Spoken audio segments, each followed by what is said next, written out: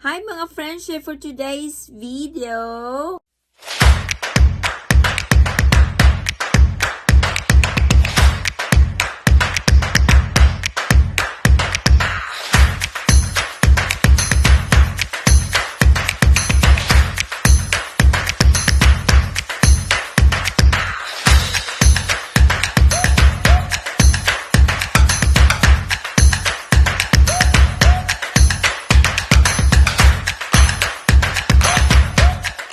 So, ayan. I just want to share with you on how to put gibbets on your Crocs like this. Because I bought some gibbets on TikTok. So, ayan. So, lagyan natin ang ating Crocs ng mga gibbets na ganito. So, ayan siya. Super cutie. Although, I got a free gibbets when I bought this Crocs. So ayan. So that's why for today's video, lagyan natin ng mga palamuti or mga kaartihan ng ating slippers. So just a little trivia. So when Crocs came out, actually I don't like it. However, nowadays I find Crocs very useful, especially when it is raining, so so it's flooding and so I find, like, I realized how important Crocs is. So that's why I bought two. Actually, this is my second Crocs. So ayan, so this time I'm gonna put these tidbits na mga palamuti. Yan.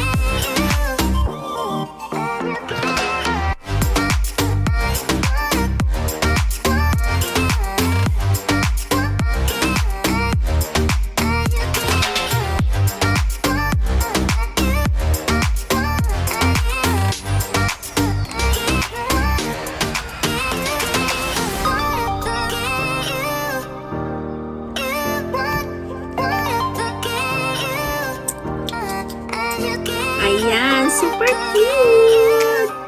O, diba? Ayan. So, ganyan lang po ang paglagay ng Jibbitz, and then you can choose different designs, and yan, and you can put anywhere you want. So, ayan, you can order actually on TikTok. So, ayan. So, super cute. Thank you so much everyone for watching. Bye!